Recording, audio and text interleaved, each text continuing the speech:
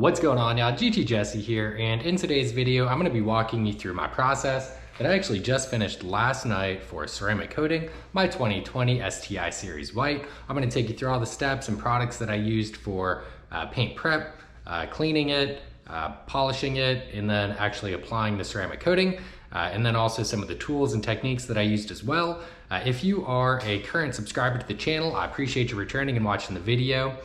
This is maybe a little bit different, change of pace from the normal videos that I upload, where most of the videos that I've uploaded in the past are focused on sim racing, livery creation in Gran Turismo.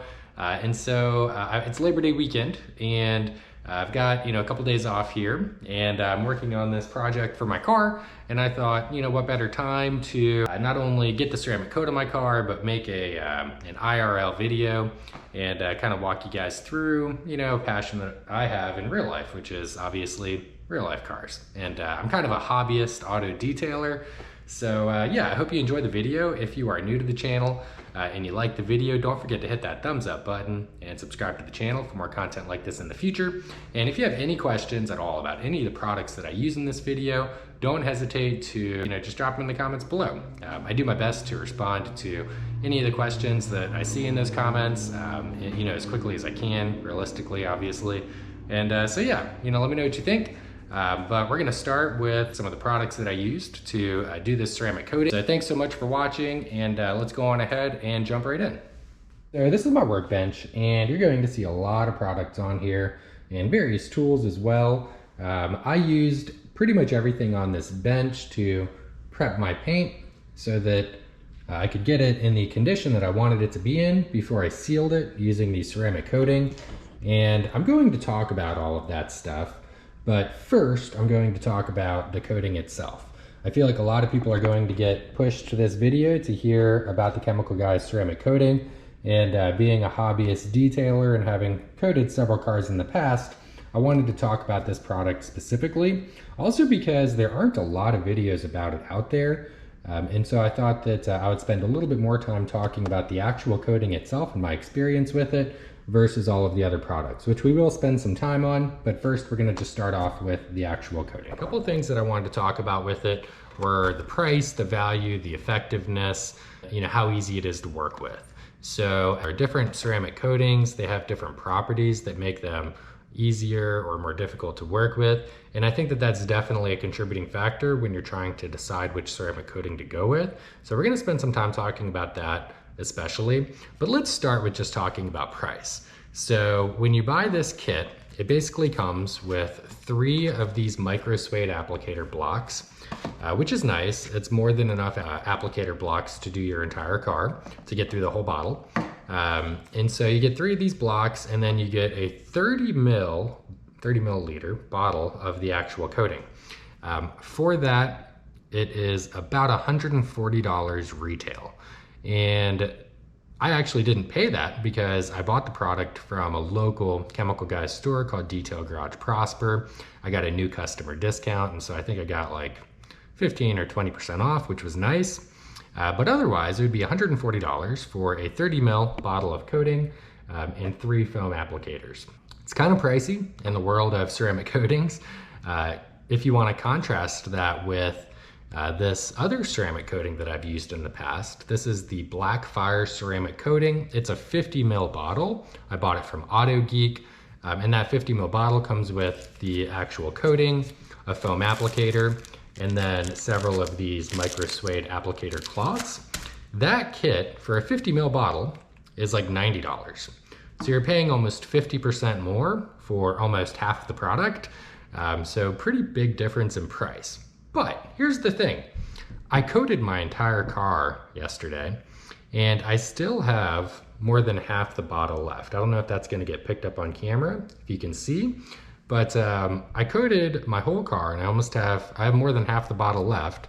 And you can also layer this. And so for $140, Chemical Guys also rates this as protection for up to 5 years, whereas the Blackfire is rated for protection up to 2 years.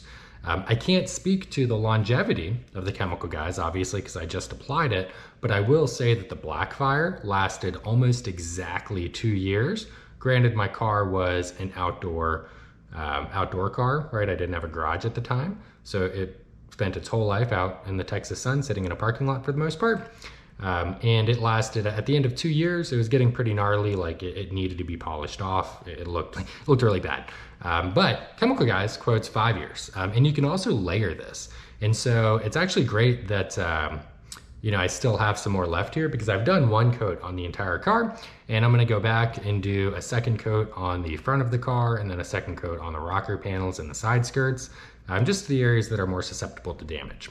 So from a kind of value price perspective, I guess it's not bad. I mean, a little bit goes a long way, but you're going to just cough up more cash for it out of the gate. As far as effectiveness, durability, longevity, how well it protects, so again, I haven't done like independent tests for this, and you'll find some videos where they have, if you want to search for those. But what you'll find is this product outscored some of the other more mainstream ceramic coating products pretty significantly. So I was really pleasantly surprised to see how well this product scored. It outperformed almost everything that it went up against when it was independently tested, not by Chemical Guys. So I'm really excited to see how long it lasts, especially because this car is basically going to be a garage baby. So as long as I don't let, dirt and pollution and stuff sit on my paint for extended periods of time, I just keep up with regular washes, I think that, I'm gonna get a, pretty long lifespan out of this product. So really excited about that. Next, I wanted to talk about the ease of application. So with most mainstream ceramic coatings, when you apply them, you take your block and you apply it across like this, and then you do a crosshatch to make sure you didn't miss anything. And then you basically give it a period of time where the product flashes or cures, but they call it flashing. You give it a period of time, and after it cures, you would then go back and polish off the excess. So you pull the excess off of the paint. Just like if you were waxing your car, right? You apply the wax and then it cures, and you go back and you just remove the excess. And what's left is, kind of like the turtle shell that's, protecting your paint. So with most mainstream coatings, when the coating itself actually flashes, it creates this rainbow slick effect, this oil slick effect. And so it's a visual cue, an indicator that'll allow you to look at it and see like, oh, it's ready to be polished off. Just like wax turns kind of hazy, coatings typically create this oil slick effect. And it's really interesting because the Chemical Guys tutorial video on YouTube, where they walk you through how to apply ceramic coating like a pro, I think is what the name of the video is, they say that it's going to give you that rainbow slick effect. And they even show it in the video, and it's being shown on a blue Volkswagen. But when I applied it to my white Subaru, which you would think that a rainbow slick effect is going to show up more prominently on a white car, it didn't happen at all. And if you watch some of the other review videos that are independent from Chemical Guys, they say the same thing. There's no rainbow slick effect, so there's no visual cue to tell you that it's time to remove the excess and buff out the ceramic coating. And so that makes it a little bit more difficult to work with, but as long as you're really diligent with having a stopwatch handy and following your clock, you're gonna be okay. And it doesn't make it that much more difficult to work with. In my opinion, what would make a ceramic coating really difficult to work with is if its flashing times are inconsistent, or if after it's done flashing, it's really hard to buff off the excess, right? If you have to go around and like really put some elbow grease into pulling up the excess and buffing it out, like that makes it difficult to work with. But with this product, as long as you watch the clock, and the clock is a 30 to 60 second interval, they give you that range just because of different climates and such. As long as you're watching that clock and you're on the side of caution and don't let it stay on the paint for too long, it buffs off really easy. The other point to that is you wanna have a lot of these kind of like tightly woven microfiber cloths handy. And I say tightly woven because, let me grab one. So like this would be a plush microfiber. This is a tightly woven microfiber.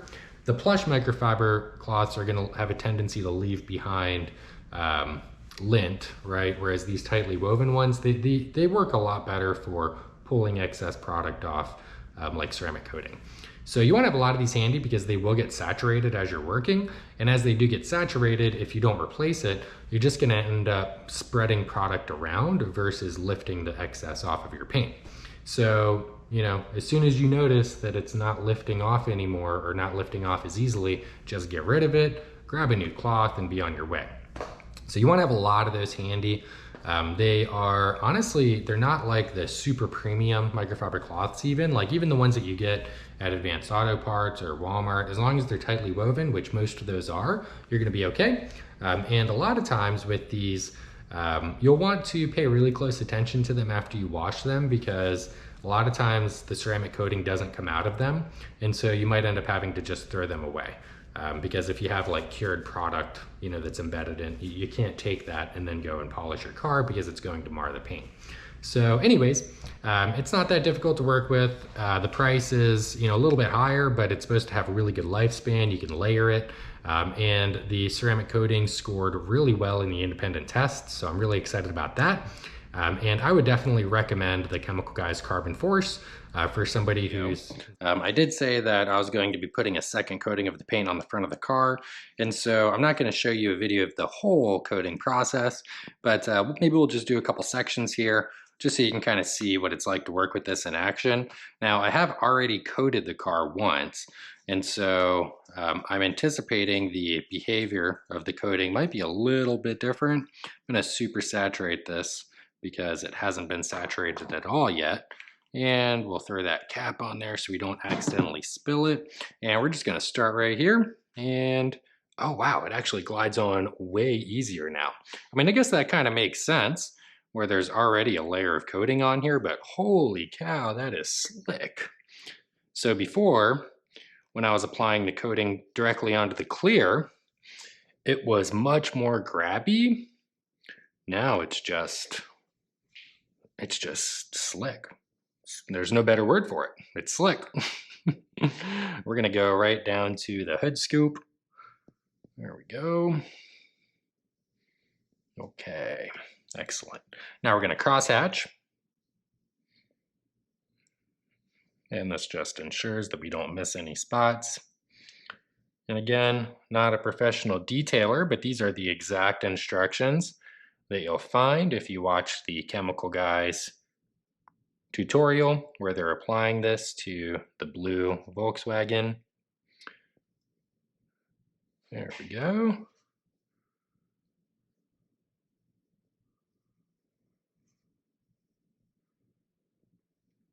Interesting.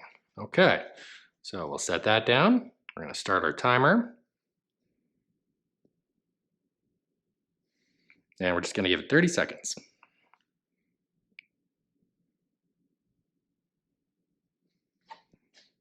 Pet the doggo. Hey. Hey, Penny. This is Penelope. She's my little helper. Say hi. Hi, hi. Good girl. Yes, you are. She has a grooming appointment for Monday. That hair's getting a little long, girl. All right. And then, here we go. Just like I said before, we're going to take the... Oh, that's not good. Get that out of there. There we go. The tightly woven side of the microfiber. So this is interesting. So this comes off super easy. There's no grab at all. So that is actually easier to work with than when I did the first coat. And you might think that that's intuitive, but on some of the review videos I watched, they said that the second coat produced a lot more grab. I'm gonna flip that over. And I think it's probably because they didn't wait long enough for the first coat to cure. So I waited overnight for my first coat to cure. Now I'm back out here this morning applying the second coat. And wow, butter. That went on real easy. So we're gonna go on ahead and spend a little bit of time talking about the different products that I have on this bench here. And I apologize if the audio and video shifted a little bit. My GoPro just overheated again for no apparent reason. And so we had to switch to my other camera and microphone to finish up the video.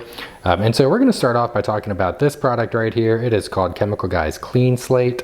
And you can see here that it is a stripper prep surface, surface cleanser wash, removes old wax and sealant, maximum cleaning power, washes away heavy dirt and grime, thick foam, and fast cleaning. So this is basically, it's going to get your paint down to a clean slate to basically strip off any old wax or polish or sealant so that you can then go in behind and basically when you're polishing, you're not removing old product, you're actually polishing your clear coat. So it's really important to have a soap dedicated to this purpose. I've heard people use Dawn dish soap in the past. I don't recommend that. Do your own research. This product seemed to work really well. You'll know when everything, all of the previous waxes and sealants have been removed from your car because your paint, your clear coat's going to have a very kind of grippy feel. It's not going to be you know, slick or lubricated at all. After you clean it, after you wash your car with that, you want to remove all of the decontaminants or all of the contaminants out of the actual clear coat itself. To do that, it's kind of a two-part process. One is going to be to remove the physical contaminants. Two is going to be remove the chemical contaminants. And so for the physical contaminants, you use a clay bar or a clay mitt. I prefer a clay mitt. It's a lot more forgiving, a lot easier to work with. You actually do it after you wash using the same bucket of soap and water. So it's just really easy to work with. And after you've done that, you're then going to follow it up with an iron Decon. So this is the Chemical Guys Decon iron remover, decontaminates and cleans. You know, you can see here that it removes iron and contamination for painted surfaces, wheels, and glass, cleans heavy brake dust. You spray that over your entire car. You let it sit for 3 to 5 minutes. It goes on clear, but then as it pulls the pollutants out of your clear coat, it turns purple or pink, depending on which product you purchased. And it honestly works really well. I almost didn't use it on this project because I thought that my white paint looked really clean after I did the clay mitt. But then when I did use it, you go back with you know, a bucket and a mitt and you rinse the excess off and then you rinse the car off with water. And as I did that, I would basically wipe down a section and you would see like that section turn visibly more white and this section over here have kind of a gray hue to it from pollutants that were getting pulled out of the paint. So definitely, and my car only has 10,000 miles on it, right? So it hasn't had like a hard life on the road and it still had a lot of pollutants to pull out. Even on a brand new car that was, you know, freighted across the country on the back of a flatbed, it's going to pick up pollutants and contaminants in that process. So definitely do not recommend skipping the iron Decon. I follow that iron Decon process with blue painter's tape. I do the blue painter's tape on any of the weather stripping or trim pieces that I don't want to accidentally polish. And then I go around and I do my machine polish. And with the machine polish, I use a 6-inch orbital buffer, a DA polisher from Griots Garage. I got that from Auto Geek. And I use the 50/50 URO Fiber pads with it. These are called 50/50 pads because they have a foam, kind of a foam cutting pad, and then a microfiber finishing pad on top. So depending on what kind of product you use with these, they will act as either a kind of a cutting pad or a polishing pad. I actually primarily used 3D1. 3D1 is a hybrid product. It's an all-in-one where it's a cutting compound and finishing polish all-in-one product. And so it's interesting with 3D1, depending on what kind of pad you use, it will act as a cutting compound or a finishing polish. So if you use a cutting pad, it's going to act as a compound. If you use a polishing pad, it's going to act as a polish.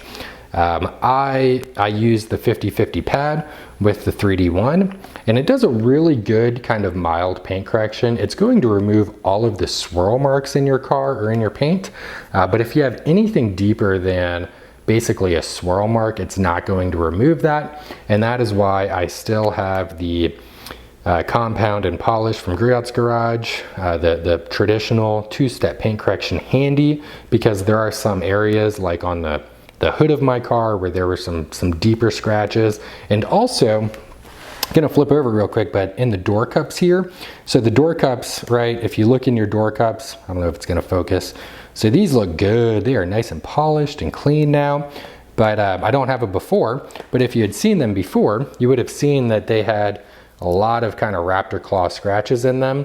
And if you use just a microfiber applicator like this with the compound to remove the scratches and then the polish to remove the compound haze, it works really well and actually really fast to pull out those scratches from your door cups. I had my just my regular drill here with these foam pads that I got from Home Depot. I wanted to try these out on some of the smaller areas of the car that were harder to get to with a 6-inch polishing pad. They didn't work very well. Yeah, I didn't end up using them very much. I'm going to try them on my wheels. I feel like I might have better luck using them on my wheels, but on my painted surfaces, I was kind of leery to use them. And so I kind of stayed away from them, and with the smaller areas, I just used a small foam applicator. But after you finish polishing, you then want to remove any excess polishing oils. So I actually go behind, right? So after I polish, just like if you're waxing, I take a microfiber cloth and I pull up the excess. But there's still going to be polishing oil that's, kind of like, there's going to be some left in your paint. And you want to make sure you get that off. If you don't get that off, the ceramic coating, it's not going to bond to your clear coat the way that it's supposed to. It's going to end up kind of mixing and diluting with the oils and residue that's left over from your cutting and polishing compound. So you need to follow your polishing, your paint correction with a paint prep. And so this is a spray that's very similar to the clean slate, but it's a spray. And so you don't have to get your whole car wet. You don't have to wash the whole car again. You just go behind, after you've polished, you go behind and you basically treat this kind of like, you're gonna use it just like a detailing spray. You're gonna spray it on and then you're just gonna wipe it off. So that's another one of those products where you really want to make sure you're keeping clean microfiber cloths handy, otherwise they're going to get saturated and you're just going to end up pushing product around instead of lifting it off. After I did my prep, so that I would consider that prep as being done, right? Prep complete. I then went around and I used the Subaru touch-up pen. Did not love the results of this pen, kind of difficult to work with, and I actually went online and read after the fact that there are products that are apparently far superior to these traditional dealership touch-up pens.